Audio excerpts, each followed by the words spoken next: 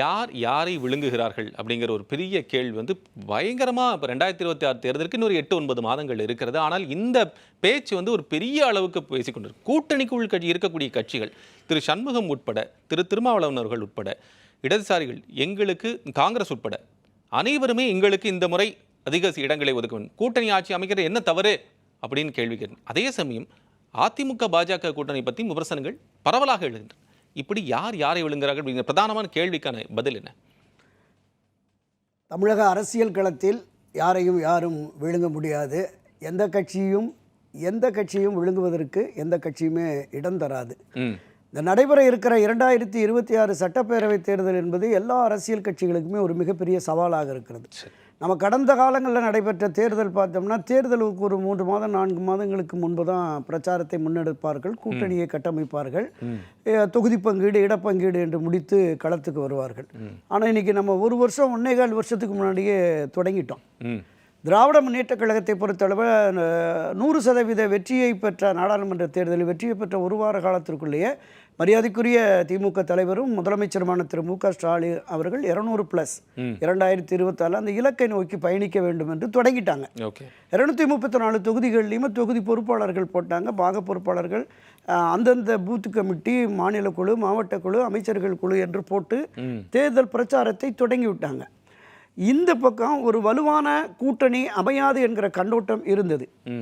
பிரதான எதிர்க்கட்சியான அண்ணா திராவிட முன்னேற்ற கழகம் பாரதிய ஜனதா கட்சியோடு ஒட்டுமில்லை, உறவும் இல்லை, இனி ஒருபோதும் கூட்டணி அமைக்க மாட்டோம் என்று பேசி வந்த நிலை மாறி கடந்த 3 மாதங்களுக்கு முன்பு திரு எடப்பாடி பழனிசாமியை டெல்லிக்கு அழைச்சி ஒரு உடன்பாடு கொண்டு வந்தார்கள். அப்போ ஏற்கனவே நடைபெற்று முடிந்த அந்த நாடாளுமன்ற தேர்தலில் அண்ணா திராவிட முன்னேற்ற கழகம் ஒரு 23% வாக்கு, ஒரு 18-19% வாக்குகளை என்டிஏ அணி பெற்றிருக்கிறது.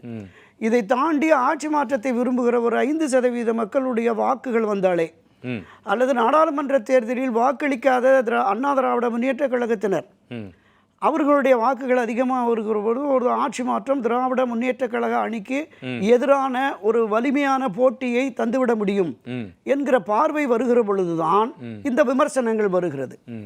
இப்போ இந்த அண்ணா திராவிட முன்னேற்ற கழகம் என்பது இந்த கட்சியினுடைய நிறுவன தலைவர் புரட்சித் தலைவர் எம்ஜிஆர், அதை தொடர்ந்து இந்த கட்சியை 30 ஆண்டுகளுக்கு மேலாக கட்டி காப்பாற்றிய செல்வி ஜெயலலிதா ஆகியோர் காலத்தில் தமிழகத்தினுடைய ஆகப்பெரிய அரசியல் கட்சியாக இருந்தது. திராவிட முன்னேற்ற கழகத்தை விடவும் 1%, 2% வாக்கு வங்கி, நிர்வாகிகள் பலம், கட்டமைப்பு, தொண்டர்கள் பலம், உறுப்பினர்கள் பலம் என்பது அதிகமாகவே இருந்தது.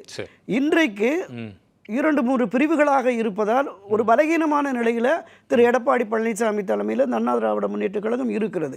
ஆனாலும் கூட இந்த யானை படுத்தாலும் குதிரை மட்டும் வாங்கல, அந்த அளவுக்கு கோடிகளை தாண்டிய உறுப்பினர்கள் இந்த திராவிட முன்னேற்ற கழகம், அண்ணா திராவிட முன்னேற்ற கழகத்தை தாண்டி இருக்கிற தேசிய கட்சிகள், பிற மாநில கட்சிகளில் இருக்கிற அடிப்படை உறுப்பினர்களை விட அதிகமான எண்ணிக்கையில் அதிமுக நிர்வாகிகள் மட்டுமே இருப்பார்கள். சாதாரண கிளை தொடங்கி கிட்டத்தட்ட ஒரு 1.25 லட்சத்துக்கு மேற்பட்ட கிளை அமைப்புகள், பல லட்சக்கணக்கான நிர்வாகிகள் இந்த கட்சியில் இருப்பாங்க. எனவே இந்த கட்சியை யாராலும் விழுங்கிவிட முடியாது அப்படிங்கிறது தான். என்ன பொதுவெளி பார்வை என்றால், பாரதிய ஜனதா கட்சிக்கு எதிரான மனநிலை என்பது தமிழக மக்களிடம் இருக்கிறது. அது பல சந்தர்ப்பங்களில் நிரூபிக்கப்பட்டிருக்கிறது. மரியாதைக்குரிய செல்வி ஜெயலலிதா காலத்தில் இந்த குஜராத்தின் மோடியா, தமிழகத்தின் லேடியா என்று சவால் விட்டு இந்திய தேர்தல் அரசியல் வரலாற்றில் இல்லாத அளவுக்கு ஒரு மாநில கட்சி தனித்து நின்று 37 இடங்களில் 39 இடங்களில் 37 இடங்களில் வெற்றி பெற்றது என்பது ஒரு பெரிய அளப்பரிய சாதனை. ஏன்னா தேசிய கட்சிகள் யார் பிரதமர் என்று அடையாளப்படுத்தி அந்த வெற்றிகளை பெறுவார்கள். ஆனால் தனித்தே வெற்றி பெற்றார். அதை அப்படியே திராவிட முன்னேற்ற கழகம் அடுத்தடுத்த தேர்தலில் அந்த வெற்றியை சுவீகரித்துக் கொண்டது. சகோதரர் சொன்ன மாதிரி கடந்த தேர்தலில் 100% வெற்றியை பெற்றுவிட்டது. இப்போ நிலைமை என்னவென்றால், இங்கே திராவிட முன்னேற்ற கழகத்தில் அணி சேர்ந்திருக்கிற அரசியல் கட்சிகள், ஆட்சியில் பங்கு என்று காங்கிரஸ் உள்ளிட்டவர்களும் பிசிகாவும் கூட எங்களுக்கும் ஆட்சி அதிகாரத்தில் பங்கு வேண்டும், இது தொடக்க முதலே குரல் கொடுக்கிறோம், ஆனால் காலம் கனிய வேண்டும் என்று எதிர்பார்க்கிறோம் என்கிற நிலைப்பாட்டில் பயணிக்கிறார்கள். எத்தனை பிரச்சனைகள் இருந்தாலும் உள்ளுக்குள் அவர்களுக்குள் மனத்தாங்கள் இருந்தாலும் கூட எல்லோரும் இரட்டை இலக்கத்தை தாண்டி போகணும். கடந்த தேர்தலில் 6-6-6 என்று இந்த கட்சிகளுக்கு ஒரு ஆறுதலான நிலையை ஏற்படுத்தி விட்டார்கள்.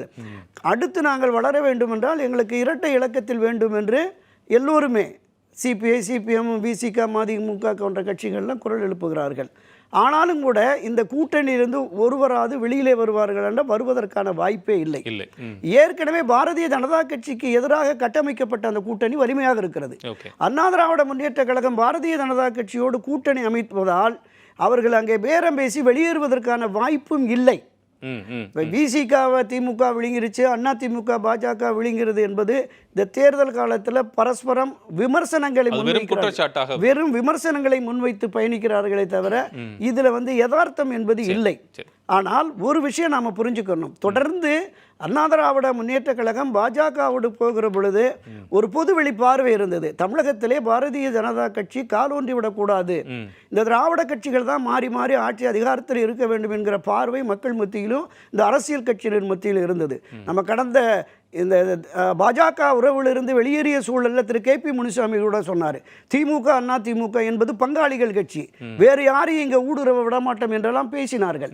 அதனுடைய நீட்சியாக தான் இந்த விமர்சனத்தை பார்க்குறோம். திராவிட முன்னேற்ற கழகம் அவரை சார்ந்தவர்களும் இந்த விமர்சனத்தை முன்னெடுப்பது என்பது இது ஒரு மிகப்பெரிய ஒரு குற்றச்சாட்டாக மட்டும் இப்போது இருக்கிறது. நிச்சயமாக ஒரு வலிமையான ஒரு ஒன்றுபட்ட அண்ணா திராவிட முன்னேற்ற கழகம் இருந்தால் நிச்சயமாக இந்த விமர்சனம் கூட தவிர்க்கப்படும் என்றுதான் நான் கருதுகிறேன்.